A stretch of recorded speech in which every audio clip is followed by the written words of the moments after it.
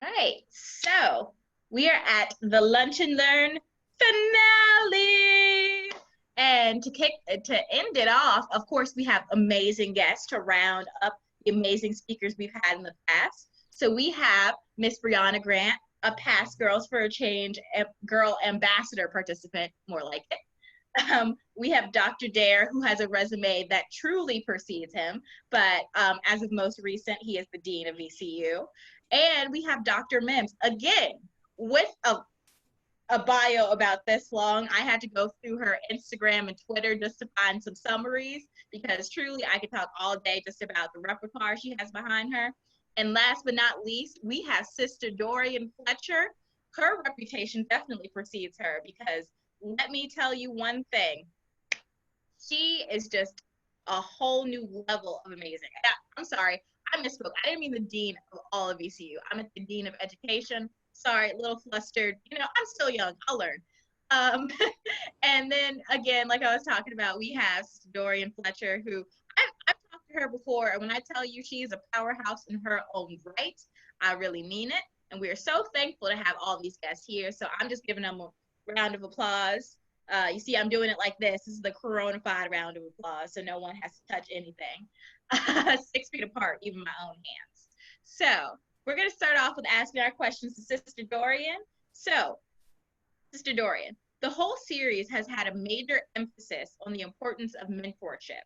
You had your own mentor and mentee relationship with the one and only Ruth Carter.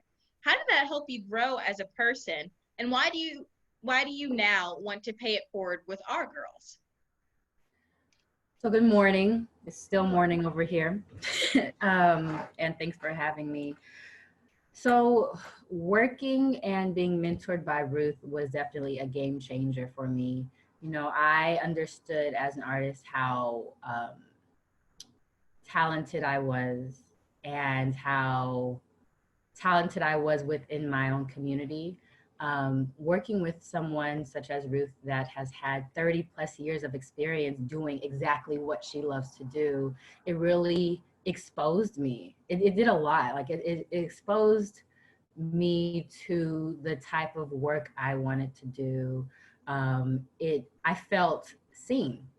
I felt seen not just for my followers or for my style or whatever I was putting out. I felt seen for the talent, like the God-given talent I was put here to express. And being seen in that way definitely helped me understand and see myself different for my future and what I wanted for myself for a long-term career.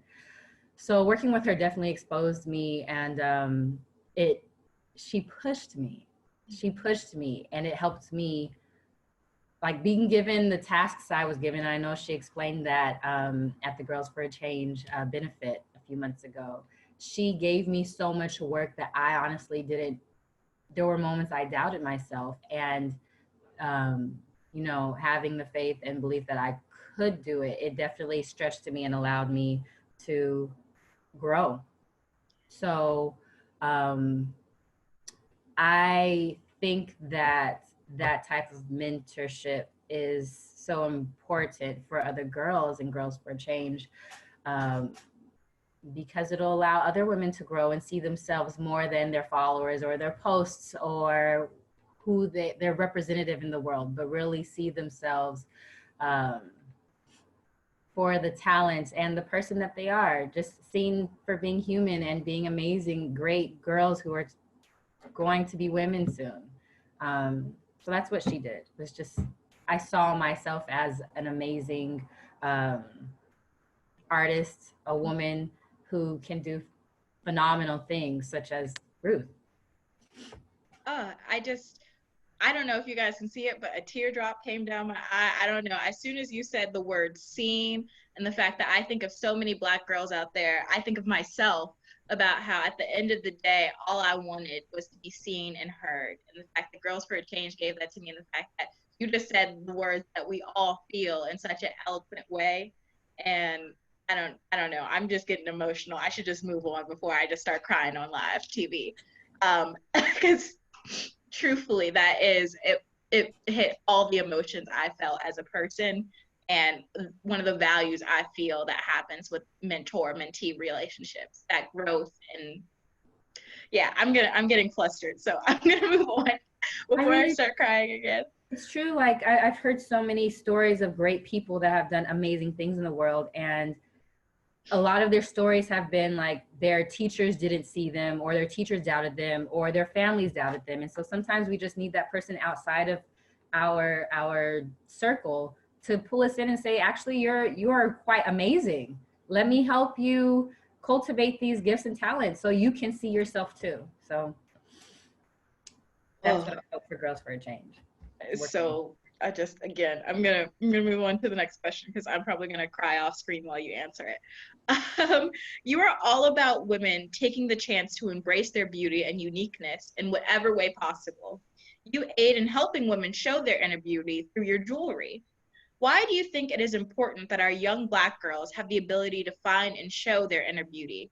How do you think programs like Girl Ambassador help with that?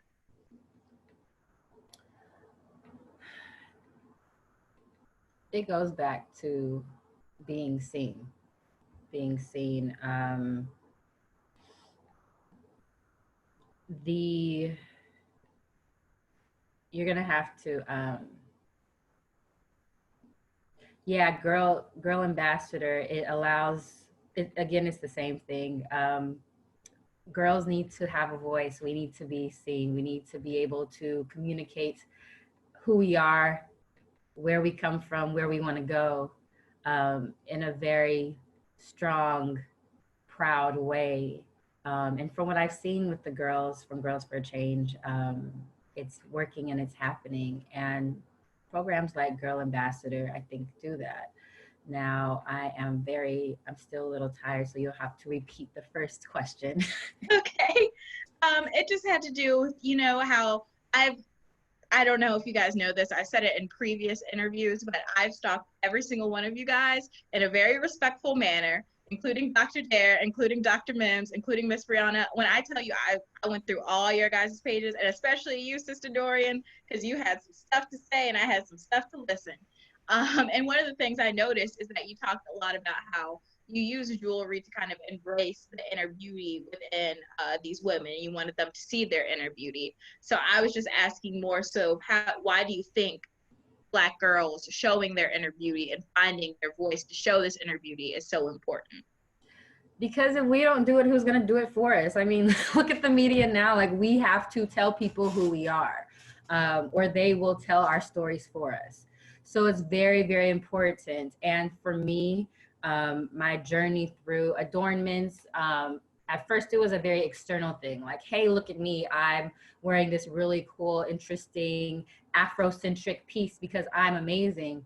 And as I've grown through my artistry and now becoming a new mom, it's definitely been a more internal expression of, this is who I am. This is who I want to show you who I like. And it's not just for you, it's for me to know, like, to remind myself as I walk through my day who I am, and a reminder while I'm going through whatever I'm going through, racism, sexism, classism, any whatever I'm experiencing, to remind myself of who I am and what I came here to do. So that it's very important, especially now, that young girls can be able to communicate that and understand that for themselves and know that for themselves. Mm-hmm. Yeah. Well, for those listening, because I'm every time she says something, I'm logging it back here, and I'm also taking it to heart, and I'm hoping other people are taking it to heart. I'm going to give a summary of that. She is saying, use your inner beauty to break through the isms, the racism, the sexism, the classism. Break through the isms with your own inner beauty, because everyone on here is amazing in their own right. And that's what Girls for a Change does. That's what all these programs do. They teach you about the fact that you have that inner strength. And I'm just so glad that we have someone like Sister Douriean who's there to advise us and show us more about that whole process. Anyways, I'm going to move on to the next question now that I'm not sobbing quietly in a corner. Are there any final remarks that you want to make about what's next for you, or about Girls for a Change in general? Hmm. What's next?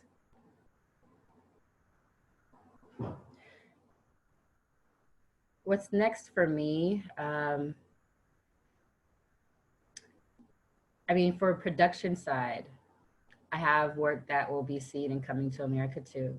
Who knows when that'll come out? That's exciting. Yeah, it's exciting. But more personal note, my work is changing. My work is shifting.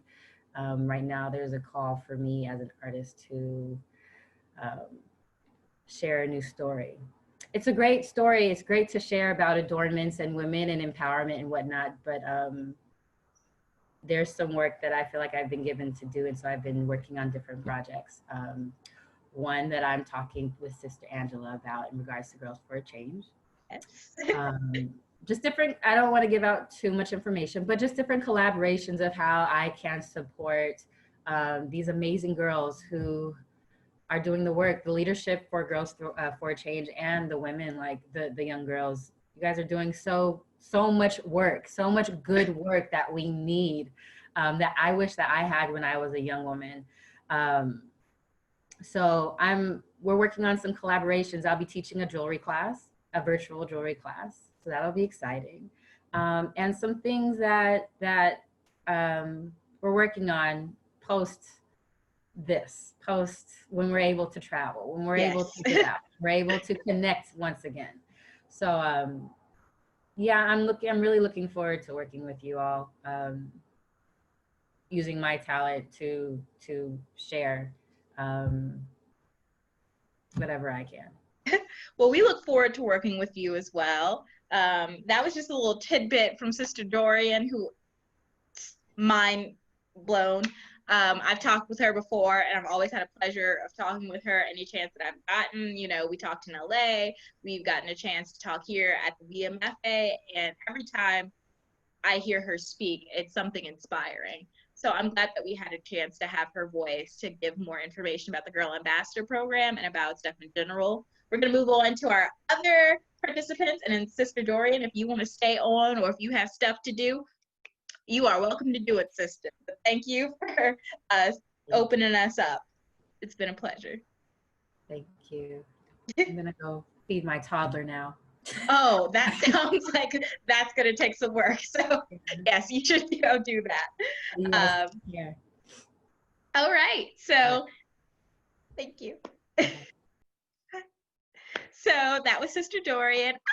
She's so amazing. You heard that about Coming America too? If you haven't seen one, go check it out. It's quality. So we're going to move on. I'm going to ask the first question to Dr. Mims to open everything up, and then I'm going to ask a question to Dr. Daire, then I'm going to ask a question to Sister Breeana, so on and so forth. We're just going to move through. Sorry about that awkward hand movement. It looked better in my head, I promise. So, Dr. Mims, you are a long-time advocate and asset to Girls for a Change, participating with our girls in many of the programs. What have you noticed about the girls from when they start Girl Ambassador to when they end the program? First, thank you so much for having me. Thank you for people who are taking their time to watch today. I know that this is a really difficult time for a lot of people, and I think it's really difficult for our girls. So to answer that question, I am a professor. I did come with what the young people say, the receipts. So last summer, and I've been kind of worked to figure out to answer this question by working with Girls for Change to go through a program evaluation. So I just want to share super quickly two things. So one, I talked to 22 girls and I was really excited because over 90% of the girls said that they tried new things, that they learned important computer skills. We can't emphasize the importance of computer skills when everything is moving virtually. So to think that that's what they received last summer is really wonderful. They also talked about their artistic skills. So we just talked about how all of us are able to express ourselves in these really beautiful ways. And so to think that Girls for Change is providing a platform for students to be able to kind of hone in on their artistic skills is really exciting. But I think for me, the most important thing that I saw is many students who arrived at Girls for a Change saying they felt like they were alone, they were the lonely only, and they didn't have other people, and they left with a community. And I think now more than ever, our community is what is sustaining all of us through this moment. And so I think that those are really important. And then second, I want to share a story that I think about a lot. So there was a young student. One way that I evaluated this is we used little Post-it notes, and I asked the kindergartners, I asked them, what words would you use to describe yourself? And I heard beautiful, smart, loving. And then I asked, what words would teachers use to describe you? And they would say smart, funny, listener. What words would your family use to describe you? And they would say a helper, a lover. And then what words would you use to describe yourself? So we would do this activity. But there was one student in particular, and what I did is I met with each of them and I said, and we went through this process because of course, again, they're kindergartners. Many cannot write beautiful yet. Some can though, I'm saying.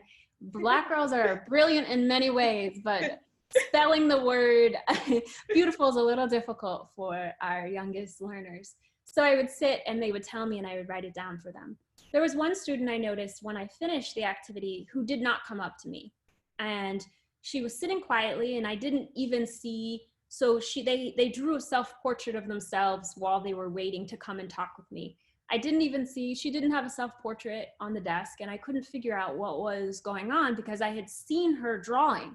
And so all of a sudden she didn't want to come speak to me and she didn't have a drawing. And so we found out that she had crumpled up her drawing and hid it. And so I asked her if she just wanted to come and sit with me and let's talk. Because I think one of the great things about Girls for a Change is there's a lot of talking and there's a lot of support. And so we sat and I said, well, why don't you want to show me your beautiful drawing? And she said, it's ugly. It's just so ugly. I don't want to show you. I said, okay, that's fine. How about we just do the activity with the Post-it notes? You don't have to show me your drawing. And I said, I went through, what words do you use to describe yourself? What words would your teachers? And every single time she said, and this is at the beginning of the program, she said dumb, stupid, and ugly.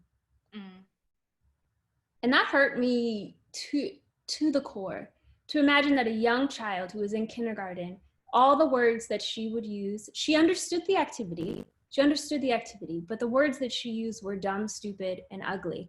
And I think that this is really important in this contemporary time. I bring this story up because we are in a world that is constantly bombarding us with messages, and even our youngest learners are picking up on those messages. What do they see on the billboards? What do they see on the news? What are those messages that they are internalizing and trying to make sense of as they're developing into the beautiful and brilliant girls that they are? And so I think that we have to talk about even in this particular moment, the erasure of Black women and girls when we are talking about the contemporary movement for Black lives. We have to make sure that our youngest girls know that their lives matter too.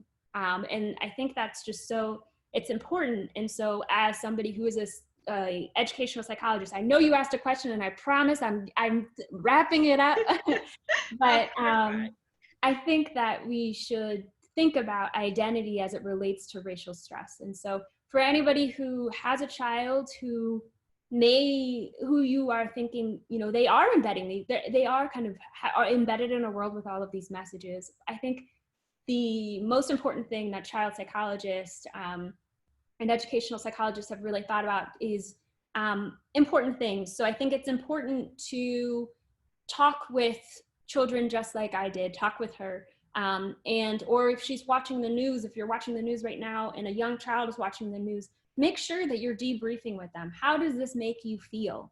And then we listen with the intent to understand how they're feeling rather than to say, don't feel that way, because they're feeling that way. So we need to think about meeting them where they are and then validating that emotion. So when I hear you say that you are dumb, stupid, and ugly, I know that it sounds like that it was really hard for you to do this activity. And she said, it was really hard for me, Sister Lauren. It was really hard.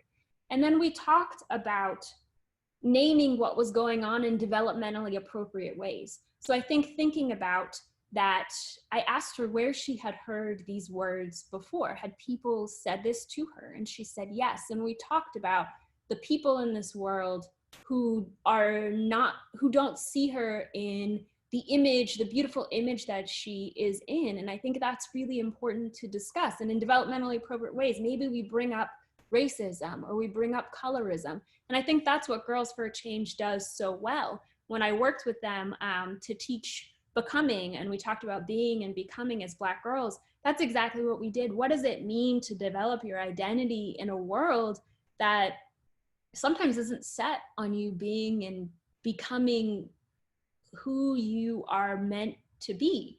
That you will face a disproportionate number of barriers and challenges because of your identity as Black girls, both at the intersections of race and gender and class. And so I think that what I've noticed is that the program provides a space to have those critical conversations, to be in community with other girls, and to get to meet just really incredible women who are passionate about ensuring equity for all students and supporting. And I can't underestimate or that is so important. That's an incredible space. And the students I talked to said, this is a space I've never had before, and I'm just glad that I have it right now. So that is my answer to this question. Well, thank you for that very, very educated, psychologically enlightening, and just amazing plug for Girl Ambassador and Girls for a Change. For all the people listening, if you wanted it as a dissertation or essay or anything, go to Dr. Mims, because she can give it to you with just the right citations and everything. If you came to me, I'd say, it's great, you should join. There you go. That's all I got for you. But now let's move on to Dr. Daire.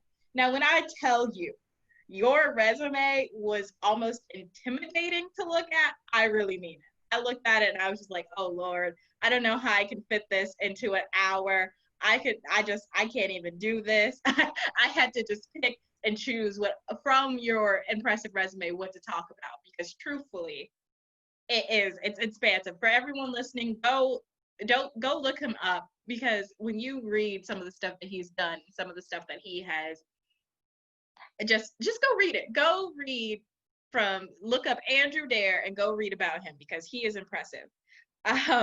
So my question for you, Dr. Daire, is, like I said before, you have an impressive career in education that includes research from a variety of topics, such as research in family stability and mobility with economically marginalized couples and families. What is a common relationship or trend between Black girls and education that you have noticed in your research? So thank you for that more than generous introduction. It makes me feel a little bit better about all the gray hairs. You know, I'll answer that question in two parts and then make a third point. You know, my primary research area has been in couple and family stress. I'm a counseling psychologist by training. But my secondary research area has been in STEM recruitment and retention. So it's not by happen chance that I am a huge fan of Girls for a Change. But you know, when we look at the research in looking at couple and family stability and family mobility, especially when we look at economic mobility, and I've been fairly successful with external grants in this area. So I've been fortunate to study these things for multiple years. And particularly as an education dean, I think it's created a strong resolve for me that if we're going to truly try to impact educational and if we truly want to impact educational attainment and success, we cannot do it successfully without engaging the family, especially when you're working with populations that have been subject to multi-generational populations that have been historically marginalized. There's a significant amount of stress. There's epigenetic stress that's a factor in this. And there's been multiple studies that kids living in households where there's stress resulting from poverty, even though there's no abuse or neglect to those children suffer the damage from the stress in that family. And that does have an impact on student learning outcomes. So, we cannot ignore the family. We have to make sure that we're engaging the family, and we're making sure that that family is as okay or better than okay. The second part is, I've been fortunate to have been engaged in an NSF-funded study. That's the National Science Foundation. And this was about a 6-year study. There's about a 1 to 2 year no-cost extension. And we were looking at STEM recruitment and retention. And my team, which were the folks looking at it from a career development standpoint, were really interested in how to integrate career development approaches in that. And what we know about recruiting people, right, into STEM, especially underrepresented minorities. And there's a researcher, if you're a nerd like me and you like to look up Gottfredson, Gottfredson, Gottfredson's theory on circumscription and compromise. And it's a really fascinating theory, because what we learned from the research that she's done is that there's a 2-part process in career choice. The first is circumscription, which means if you don't see things, then you get to a certain age of 10, 11, 12, and you can present it to somebody then for the first time. It's not even going to be in their scope to even consider it, right? And that's the circumscription process. And then the second part of it is that oftentimes career choice is made by compromise, right? Particularly for underrepresented minorities. It's not about what can I do? It's, well, I can't do this, I can't do this, I can't do this, so I'm left up doing this. Now, how does that relate to what we're talking about today, and how does that relate to Girls for a Change?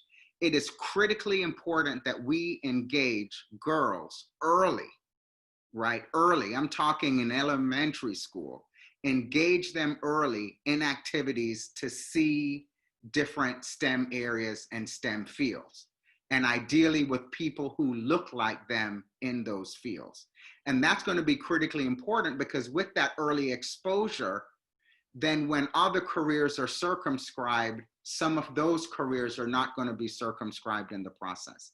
And then the second thing is, as those girls get older, we want to make sure that we meaningfully engage them in experiences, in engaged experiences and exposure with STEM-related activities, right? So that they're actually working alongside researchers and other folks in the STEM area.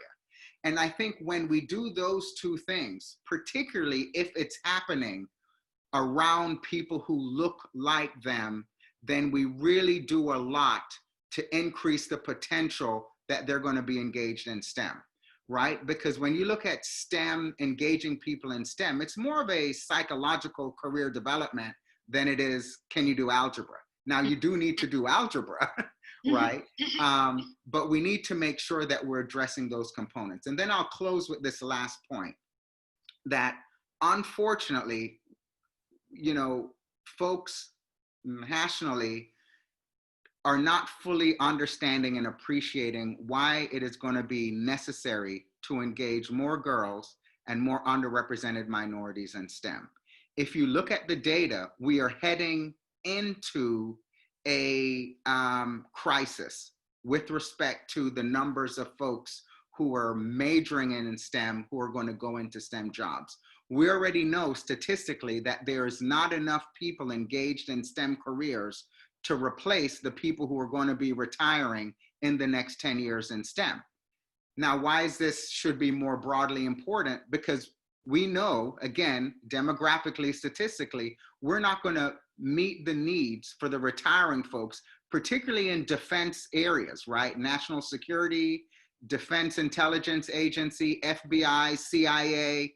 This will be critical to national security if we don't have that STEM workforce. And it's also going to be critical to the economic viability of this country. So for those people who could care less about Black and brown people, this is impacting national security and economic viability for this country.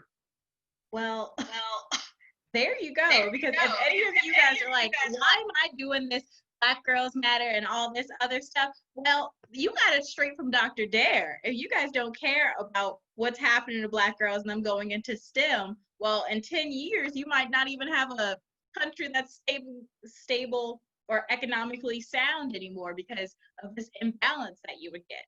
So for all of those people out there who are like, well, why don't I care about this? Why don't I care about this? Anything but caring about our Black and brown girls and anything caring about our Black and brown women, our Black and brown demographic. Well, you heard it right there from the person itself. If you, quote unquote, love America and love what it stands for, then you have to start representing all the people in America. Okay. So I'm going to move on to Miss Breeana. I know that wasn't a smooth transition because I had to give that little rant there, but it just had to happen. Every time I hear one of you guys speak, it inspires me. Now, Sister Breeana, I have met you before. I have seen you before because you have been a part of the Girl Ambassador program for years. All right. I'm not saying that to call you old or anything. I'm just saying I've seen you a lot. I have seen you around a lot because you have truly been one of the most steady people I have seen in the program because you've just stuck it through all the way. Now, before we get into more details about your whole experience with Girls for a Change, including where you are now with the Girl Ambassador program, I was wondering if you can tell us a little bit about your first year with the Girl Ambassador program and how it affected you and made you feel. So the first year of the Girl Ambassador program, I was a junior in high school. And at that time, I was working at Food Line, and I wasn't really being exposed to different fields or careers that I think I would be interested in pursuing. Cashiering is not my overall goal in life. Yeah. So joining the Girl Ambassador program was really just a gateway into gaining exposure and experience in different career fields that I didn't think I'd ever be able to experience before college.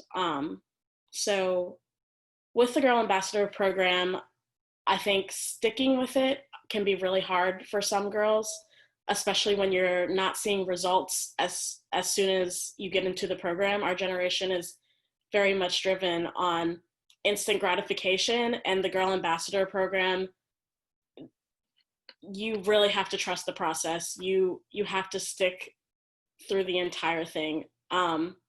As a freshman, I cannot even begin to imagine what it would be like being immersed in these experiences with no previous experience and no previous mentorship. And I can only imagine how hard and difficult that can be to manage. So trusting the process is my number one tip for joining the Girl Ambassador program, and just sticking through the entire process. Anyway, so back to when I began the Girl Ambassador program, I felt really, this isn't as eloquent as our other speakers, but I just felt unknowledgeable. Like I didn't feel like I knew much. I didn't feel like I was almost worthy of getting a job that just impacted so many people. But through those courses and through learning throughout the summer, and also the mentorship and network that I made, it really, really, really impacted me. And it just helped me feel like I was worth it, and I was capable of doing these jobs and these different opportunities. Again, with the supportive community, working in a co-working space allowed me to meet so many people around Richmond that I would have never met outside of the Girl Ambassador program. And they really just uplifted me and made me feel comfortable. And I think that's really important when you are starting a new career, new position in something that you've never had experience in. That support is what really drove me to continue this work and to continue with the Girl Ambassador program in the following years. And I guess, like, how do I say this? In the beginning, I had to remind myself that learning is a process. And again, you have to trust that process, and you really just, you have to accept what you are given and build off of that, and just create this mindset and where you just determination, I guess, if I had to boil it down to one word. You have to have determination, but you also have to get involved with your mentors and your network and just create a supportive community. Wow. I know you were worried about not sounding eloquent, but I can speak from the bottom of my heart and say that was very, very well spoken and well put.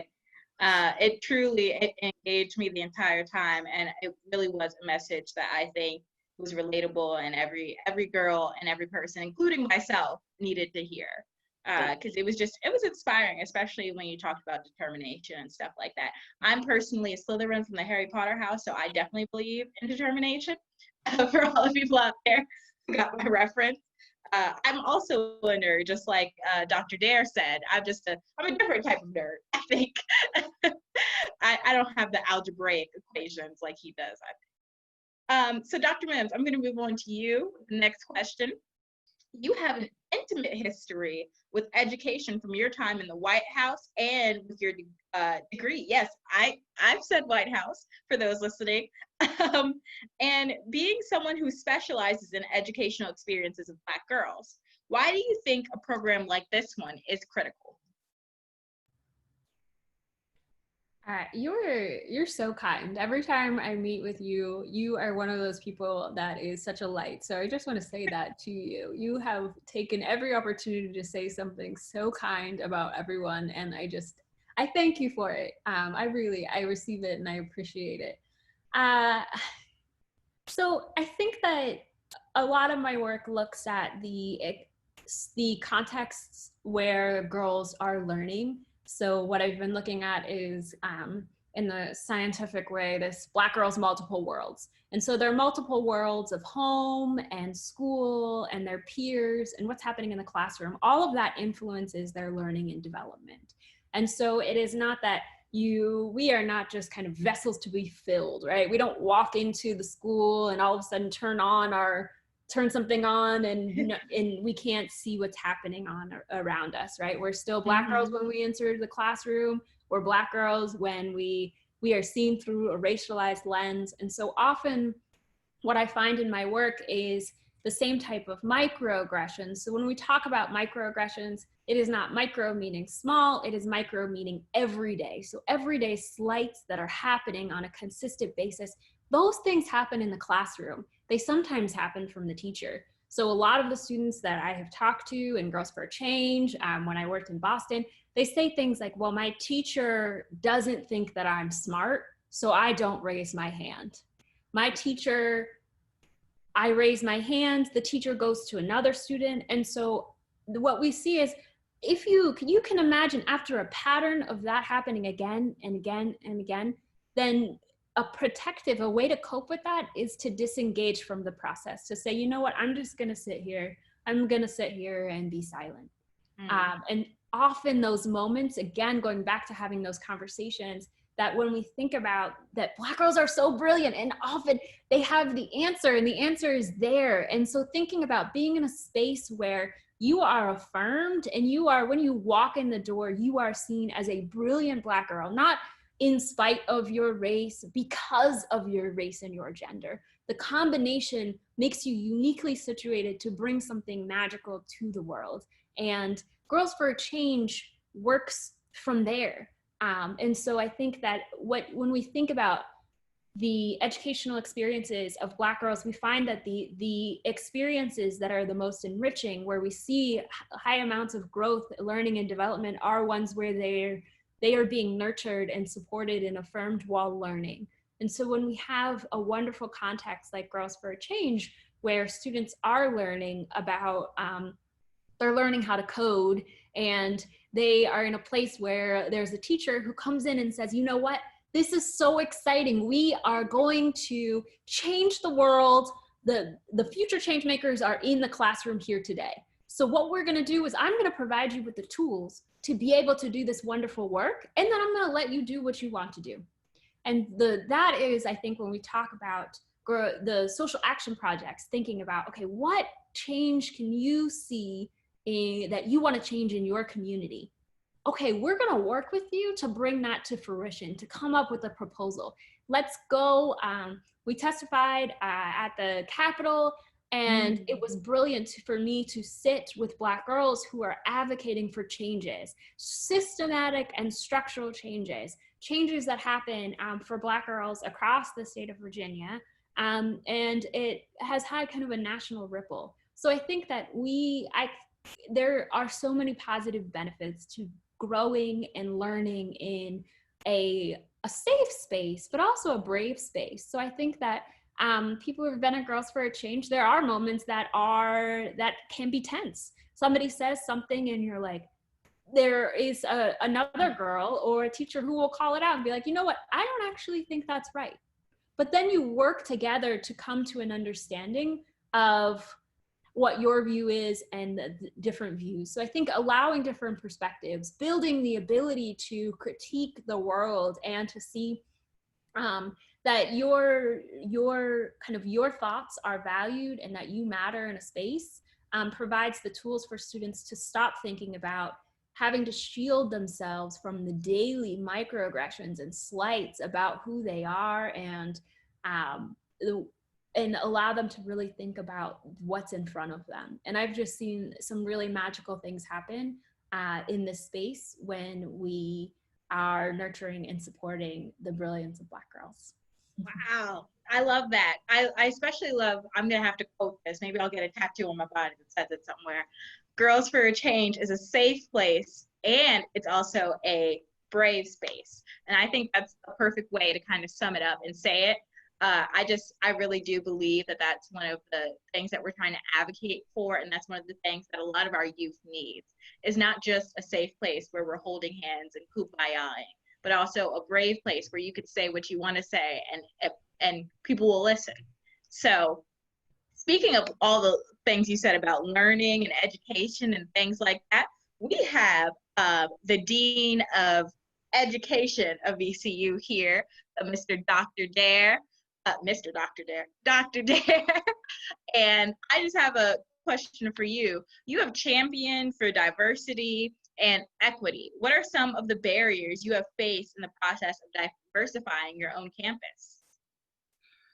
So, within the School of Education, we're responsible for preparing educators, whether that's teachers, school counselors, administrators, and other professionals who are engaged in learning across the lifespan: adult education, instructional design and technology, human resource development, et cetera. And so when I think about our context as an urban serving research university, we're Carnegie Designated Research 1, we're Carnegie Designated Community Engaged. I think it's important for us to make sure that we're really doing what we can to address the needs, particularly in our surrounding communities, and particularly in those areas where we can learn and develop best practices that can be used in other school divisions and other areas across the country. When it comes to addressing this issue of equity, I think the biggest challenge is this belief that just being an advocate for social justice is enough, right? So all I need to do is say, I'm for social justice, and I get a little social justice pin, and with that pin, I have a pass, I have absolution for everything that I say and everything that I do. And if you challenge me, then I'm going to get quite upset, right?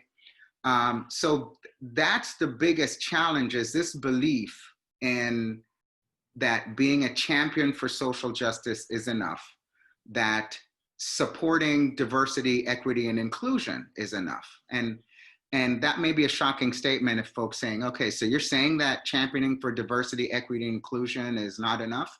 Yeah, that's exactly what I'm saying. It's not enough if you're going to do it at the exclusion of looking at white superiority and how that is promulgated in our society, and how that helps to uplift and support racism in our society and then the resulting behaviors that happen.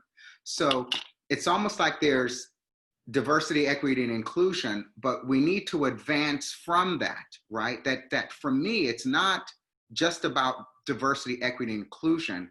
It's about being an anti-racist, right? And those are very challenging words, right, for folks who are champions of social justice, because then the challenge is diversity, equity, and inclusion can be an external academic exercise. You can study it, you can sit on the committee, and you can beat yourself on the chest saying, "Ooh, look at the awesome job that I've done."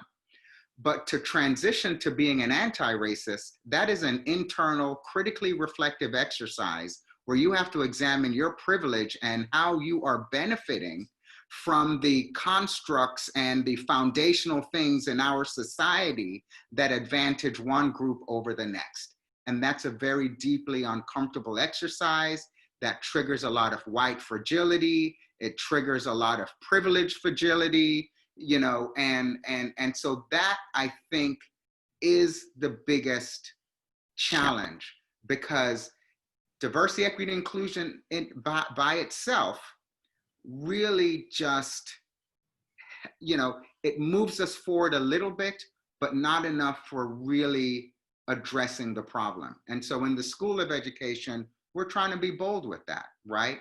I've got an Office of Strategic Engagement that handles professional development for educators in the community, and some internal work. We've started a Becoming an Anti-Racist Educator professional development series that we're going to be launching shortly. And that's going to be opportunities for educators in the community and also our students. We're part of this I-Cubed initiative with the university. We have Urban Education and Family Transdisciplinary Research Core that's leaning into educational equity and excellence for Black and Latinx school children. We're hiring faculty who are not just champions of social justice, but who are scholars, who are researchers, who are social scientists, who are really looking into these issues with respect to Black and Brown students and their learning outcomes.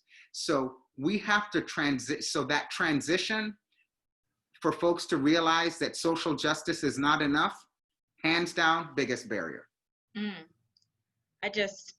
There are so many little tidbits from that entire speech that I could talk about for hours, but just to name a few, speech into action was a big one of those that I was definitely inspired by. The entire time you said that, I saw Dr. Mims start snapping at it. She was like, yes, that's exactly what we're talking about. You can't just advocate for social justice, not do anything, and think you've done enough. That doesn't make you anything but someone who has a lot of words to say and nothing behind any of it.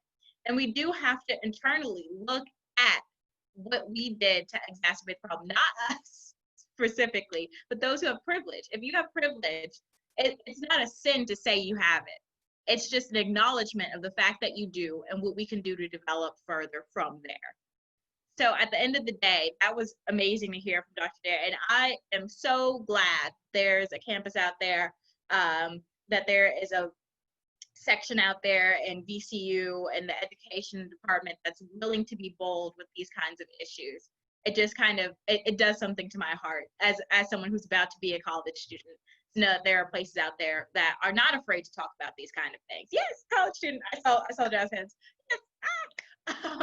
I'm excited and nervous at the same time. That's neither here nor there. And so, speaking of college student, before I get into a whole rant about what Dr. Daire said, because I could, we're going to move on to one of our college students that are here on the call with us. So, Miss Breeana, you are one of our success stories, meaning even once you left high school, you still work for the same person that you had an internship with the Girl Ambassador program. What are qualities that you think make you an attractive employee?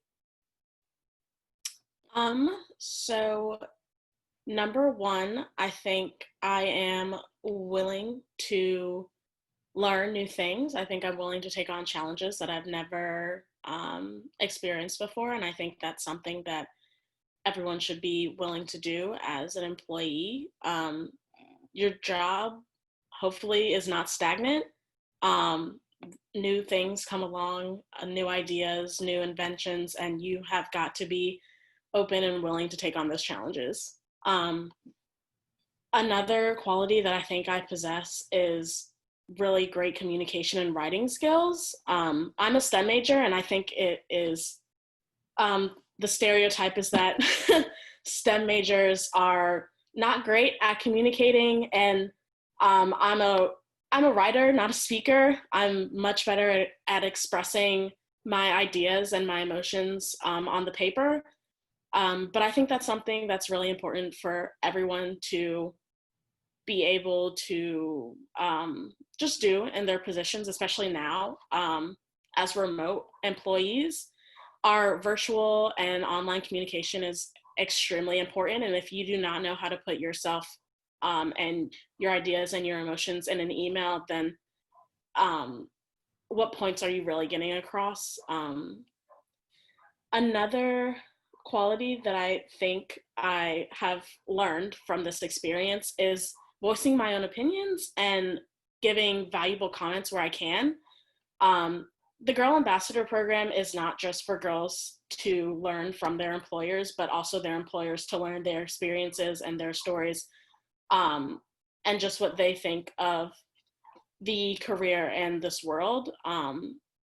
Just because I'm young doesn't mean I cannot speak my mind or that I'm wrong about my opinions. And I think learning to express myself that way is important too. And I think finally, I'm still learning this, and I think everybody should be learning this. Be willing to make mistakes. When you first start a career or a job, there's going to be a lot of times where you make mistakes, and I think we've all experienced that. And it's important to just take feedback as you get it and make sure to grow from that, but also make sure you are defending yourself when needed and know that your comments are worthy of being heard. Wow, that was great too. And just to piggyback off of that, that's what I always say when I'm in a class discussion, piggybacking off of that. I would just like to say that that's one of the things that are highlights that I've noticed about Girls for a Change too, because I did a little bit of Girl Ambassador program myself. I just did it here at the Girls for a Change Center, and I noticed that mistakes were made, obviously, because we're human. We're not perfect, but it was just the fact that the penalties were less severe here because it is a learning experience. It's like when you're at I don't even know what they call it, the learning hospitals, where you're learning as you go. That is an important experience because, when you're a doctor and you make mistakes, you might kill someone. So being able to be there and make these mistakes and learn from them in such a safe place is just so essential. So moving on to our last 3 questions. Oh, I'm so sad. I'm gonna start off with Dr. Mims. As an educator, you know that convincing and communicating with the girl is as important as convincing and communicating with the parent. What would you say to all the parents there that are on the fence about joining programs such as this one?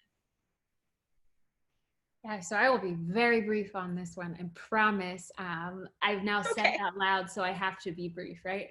So again, thinking about the multiple worlds, I think it is not necessarily convincing parents. I think that it's really neat that it is not that Girls for a Change is going to come in and do this and you do this. It is that you can be critical thought partners, and that when we're thinking about multiple worlds, that your child's world can be enhanced by participating in activities with other Black girls, led by Black women or those who are staunch advocates for Black women.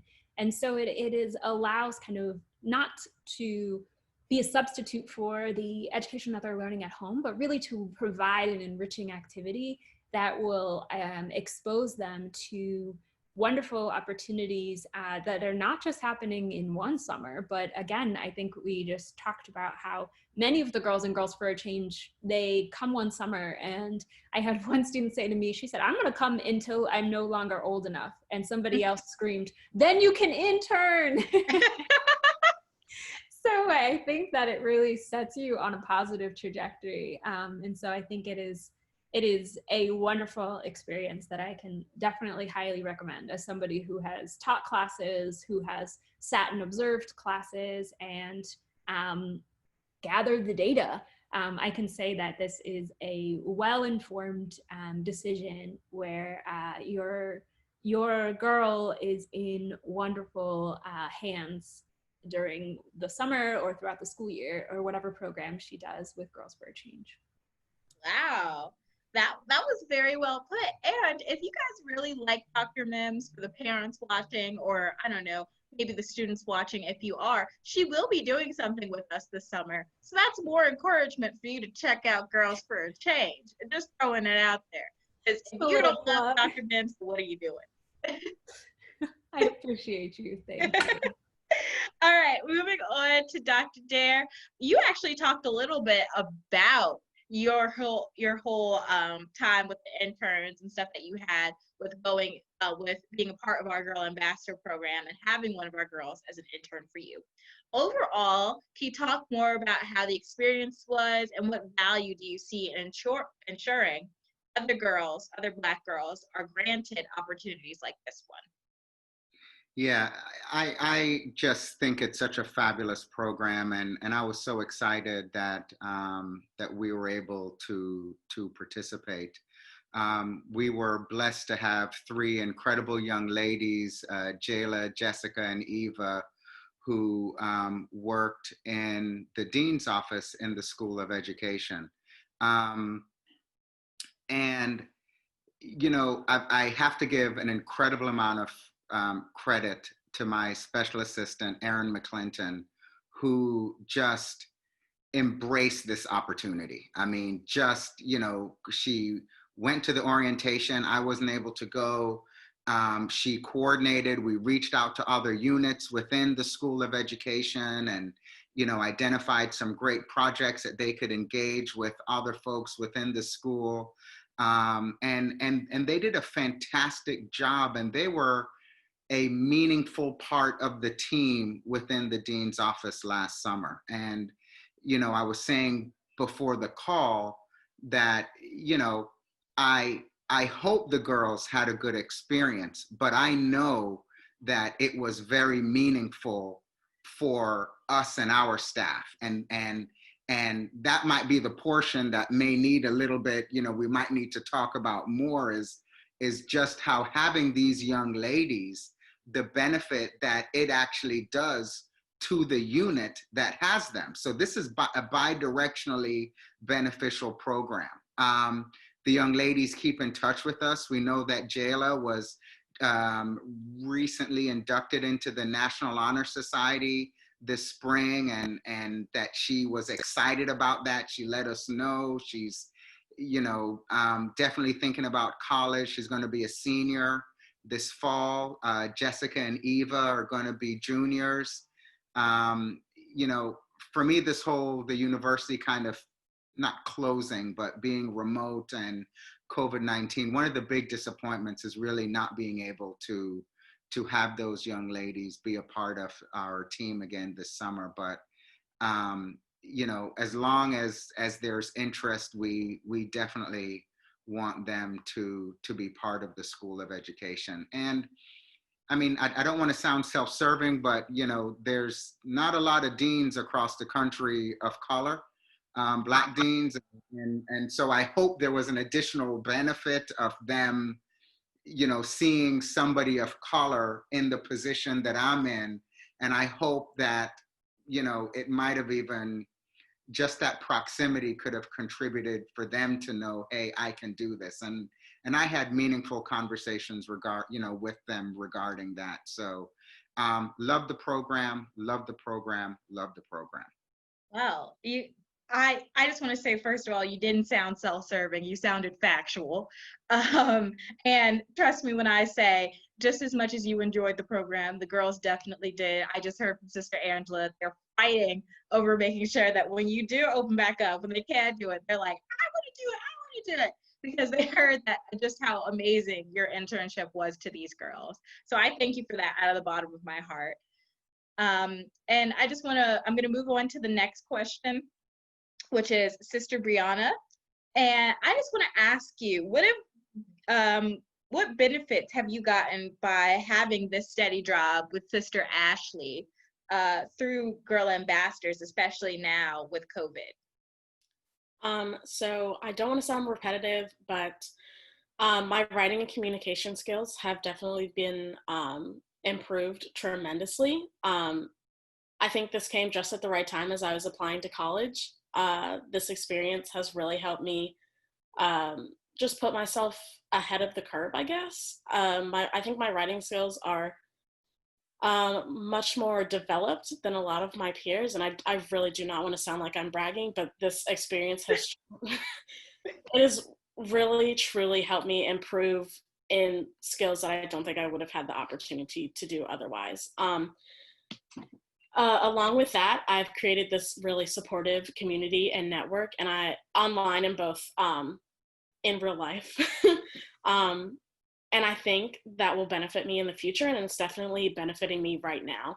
I have so many opportunities to reach out, and so many just people who are in so many vast and different fields that I feel like I could reach anywhere and find someone who could either help me or I could help them. I've also really loved getting to know Ashley. She's an amazing mentor, and I know at the bottom of my heart that she really cares for me and cares for my success and the other girls that she takes on every summer.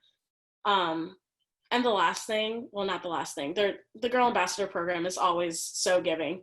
But I have really appreciated this experience. I think experience is something that everyone deserves to have, and I think that it is something that really pushes just employees and just people in the workforce to be successful. Learning and writing papers and being in the classroom is one thing, but applying that to your everyday life and your career is something that just really brings it all together. Wow, that was, again, I say this after everyone speaks because I truly do mean it. It's always so well put and so unique to your perspective, but yet it also encourages other people to try to have their own perspective to it as well. And I know you just said a little plug about Sister Ashley, but I want to say one as well. She is amazing for all those watching. She's the one that makes all this happen, so that's great.